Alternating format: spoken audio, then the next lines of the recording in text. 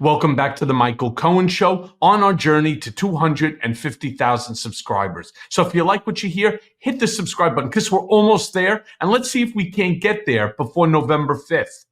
But I want to talk to you about yesterday when Trump was in New Mexico at a rally. And his rallies are getting more and more unhinged. His comments are getting more and more dangerous and vile. And in his closing remarks there yesterday, again at this rally in New Mexico, they're spiraling out of control. First, he goes and he tells the audience that their votes don't matter, that the votes are rigged. Play the clip. Thank you very much, New Mexico. What a good place. Thank you very much. Look, I'm only here for one reason. They all said, don't come. I said, why? You can't win New Mexico. I said, look, your votes are rigged.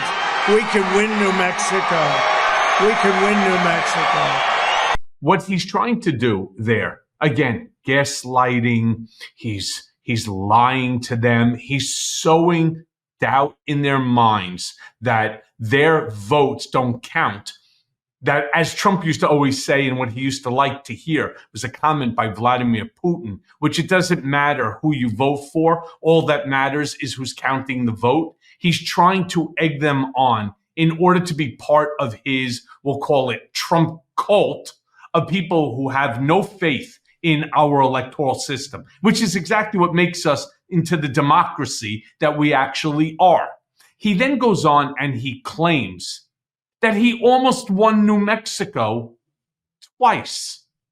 Again, lying to the people there, gaslighting. Play the clip. We almost won it twice. And let me tell you, I believe we won it twice. Okay, you want to know the truth.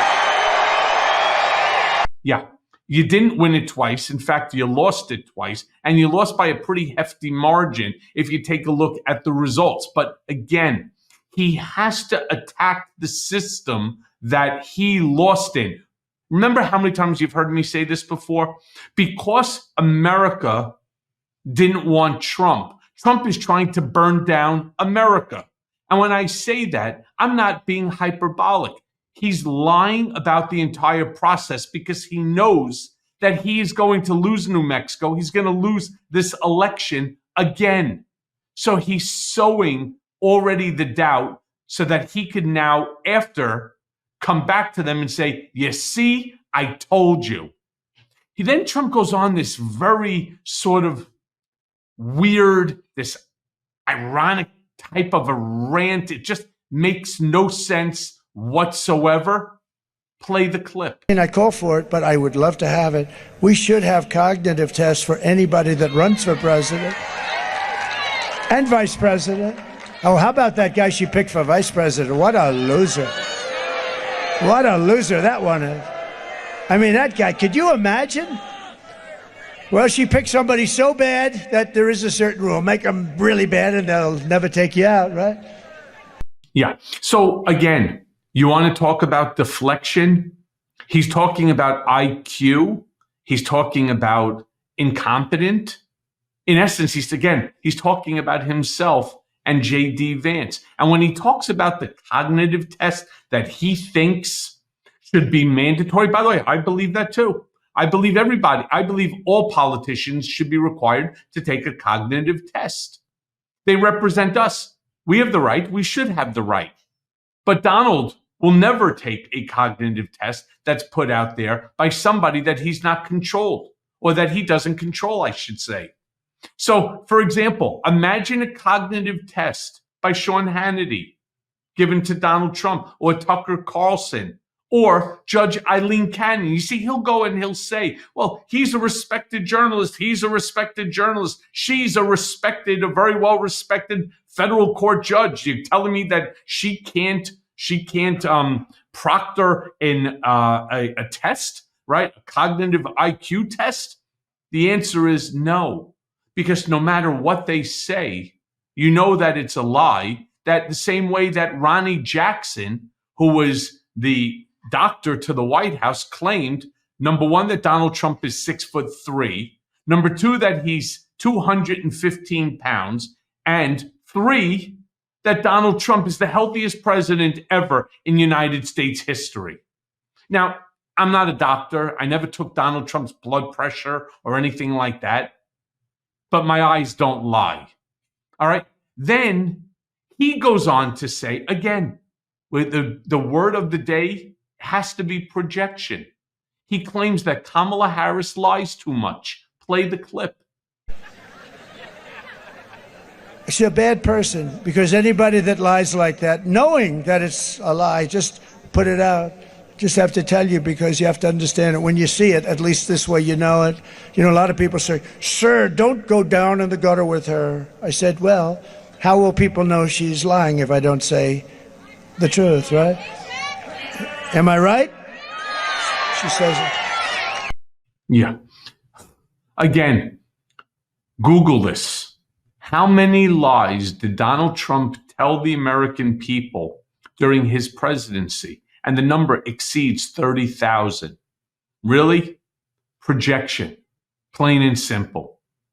He also goes on to say that we shouldn't elect weak people. Play the clip. But nothing is more dangerous than to give immense power to a weak and not very smart person, just not a smart person. We need smart. Yeah. Again, just projection. He knows he's weak. I mean, the guy can't even speak. She's not smart. She's not competent. She's weak.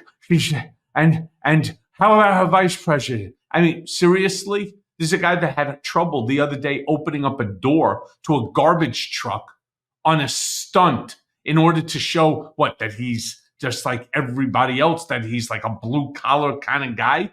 Pure bullshit. All right.